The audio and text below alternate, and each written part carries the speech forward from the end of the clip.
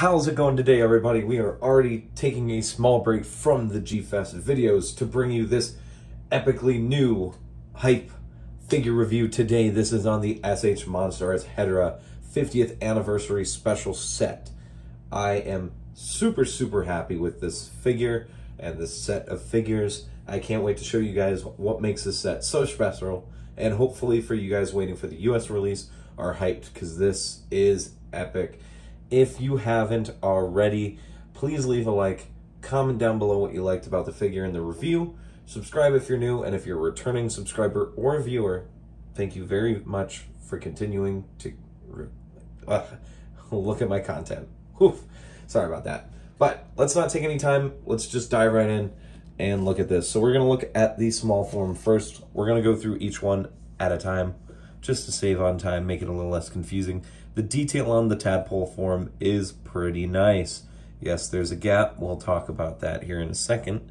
But the figure's, you know, it kind of looks like a turd, and that's kind of the point. But we do have those little legs down there. This set is almost complete. The only thing we didn't get was the first form. The as the CCPs call it, the smokestack variant, where he's kind of crawling on all fours, kind of not, and he's actually a little bit smaller than Godzilla. So, but very nice.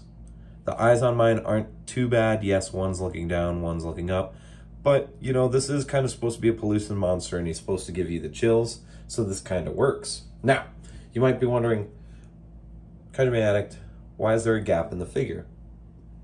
Well, as you can see here, we have this wonderful little display. Looks wonderful. And what you do, very carefully, lift up on it until it's loose, and then it pops right out. Also, there's a light in here.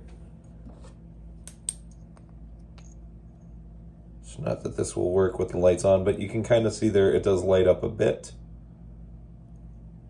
So you can do colored lights. I've already seen people put lights in this figure as well, and in this one.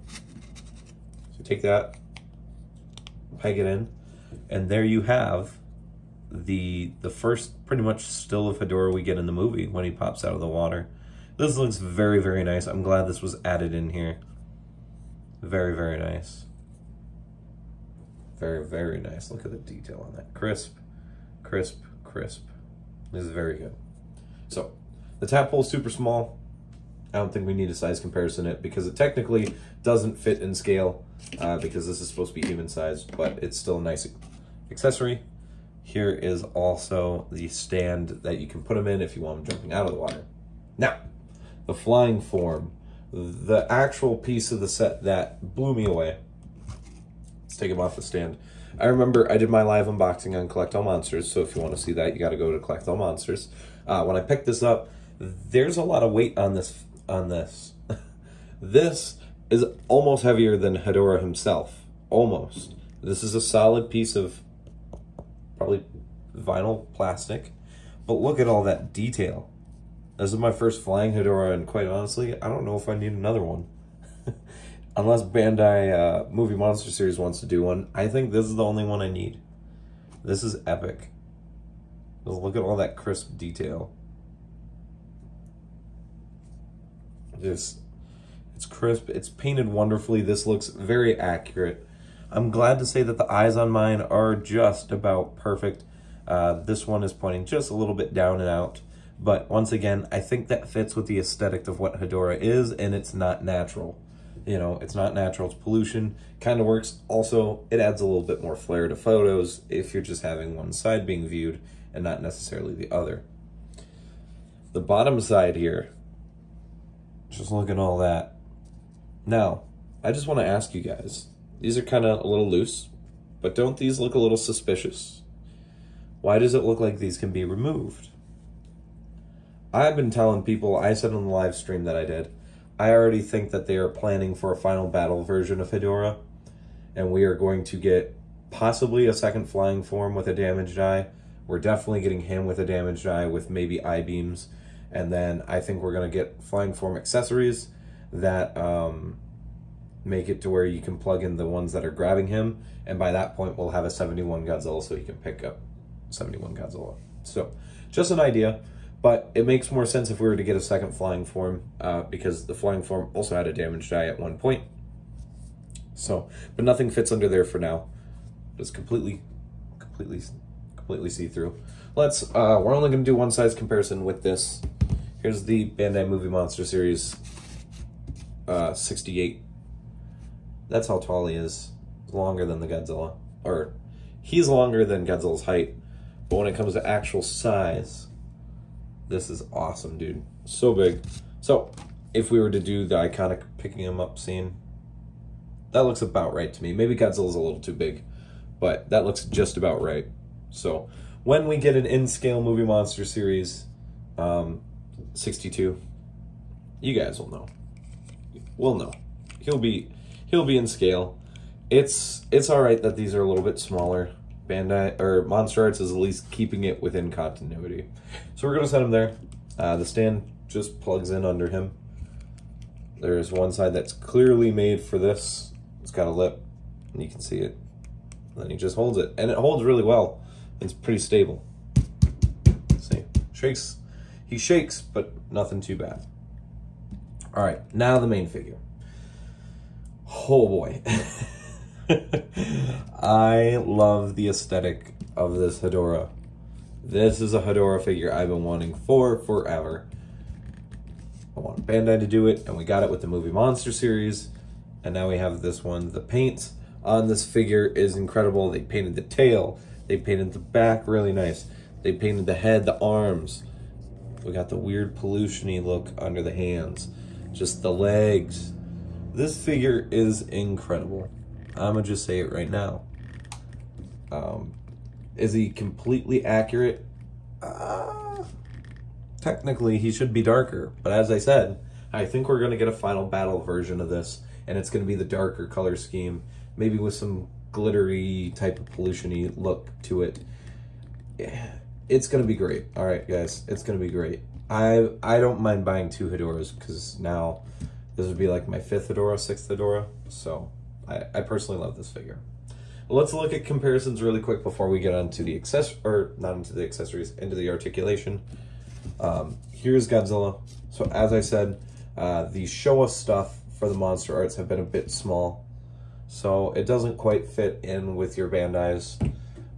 Does it look fine? Yes. Is it perfect? No. But a figure that is in scale with them that I have is the 54. Now the 54, I believe, is still bigger than like 60, 64, 62. But this is better, much better. And we're gonna look at one Ultraman. We're gonna look at the Figuarts Taiga, which this works. I also got Leo yesterday, so Hedorah and Leo have been fighting.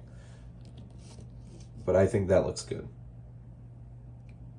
Little small, but that's a-okay.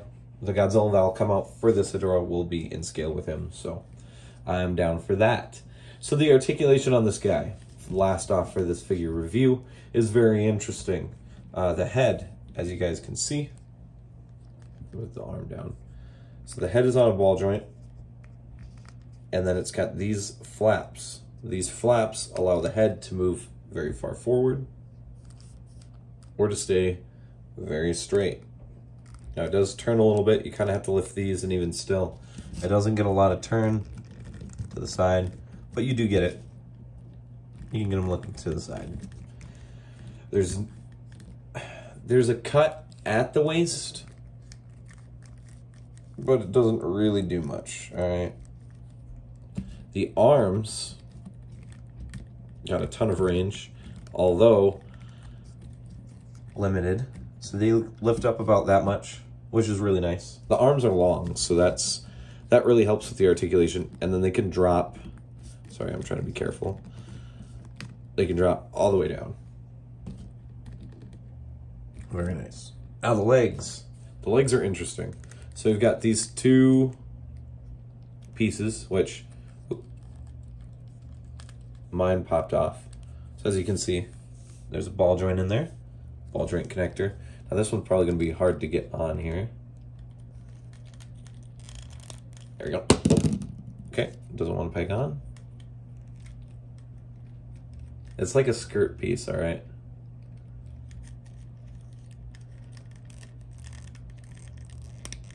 There we go. I got mine pegged in. All right, so it's like a skirt piece.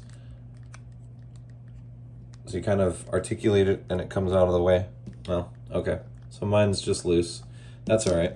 We'll get that fixed. But that lets us see the leg articulation a lot better. So we've got a ball joint here that lifts up. Very loose though. That is the one thing that seems to be almost guaranteed. These are pretty loose. And then it's got like a knee hip joint. And then it's got a leg or a foot joint. So there's 3 joints in the leg. It does allow for movement. You just gotta hope you don't get a loose skirt peg. I'm calling it a skirt peg, but it's still nice. It's limited. You can still get them leaned over. You can get legs up. You can get them doing stomping stuff. You can get all of that. So it's not like it's super limited, but it is limited to a degree. And then of course, it seems like this one might pop off a lot if you articulate that like too much. Lastly, the tail. Tail's pretty articulated. You can get it almost flat. Very nice. And then you can get the tail really up. You can do a Godzilla pose with it. Get that nice swoop motion. I'll say this, guys. The articulation is limited, but it's to be expected with this kaiju. I don't expect like I don't expect this to be doing what Final Wars can do, all right? I'll just be honest and frank. Yes, this is an articulated line, but they tried really, really hard to make sure that this was also accurate to the suit, to the representation of the figure, and for that, I can give it a little bit of leeway. All right, guys? A little bit of leeway. So that's going to wrap up the review. Hopefully you guys enjoyed. I really, really, really enjoyed this set. I cannot wait to have him fighting a bunch of my Showa Ultraman figures. That's the big thing until we get a Godzilla that he can fight, is the Showa Ultraman. So this figure's gonna get a solid an 8 out of 10. The articulation is limited. I'm able to move a little bit on it, but I'm not gonna just be like, ah, well, you know, it's not that. This is still supposed to be an articulated figure, so, but the figure is nice. The fact that we are almost certainly gonna get a second version is nice, but also kind of like, you could have included that, so we had to take off a little bit of that. But then the tadpole form and the flying form are actually probably debatably perfect. So an 8 out of 10 for me, I think, is very fair. Hopefully you guys enjoyed this figure. Please pick it up if you can. I believe it's still available on the US market side. Getting a Japanese release, probably going to cost you a little bit more. I got mine from Awesome Collector. This was the Japan release, so 2 or 3 weeks after release, it's about average. So I'm okay with that. So, as I always say in these videos, thank you guys for watching. Leave a like, comment, and subscribe if you haven't. Oh, subscribe if you haven't. So, peace. Rock on. Stay safe. Stay safe, everybody. Remember to go to the Facebook group, Collect All Monster Collectors. Join the discussion by answering the security questions, agreeing to the rules. Join me and 1,000+ other wonderful, welcoming members that collect all different types of figures. And I'll see you guys in the next video. Also, remember to save the Earth. Don't pollute. And let's never birth a Hedorah in the real world. Bye, guys.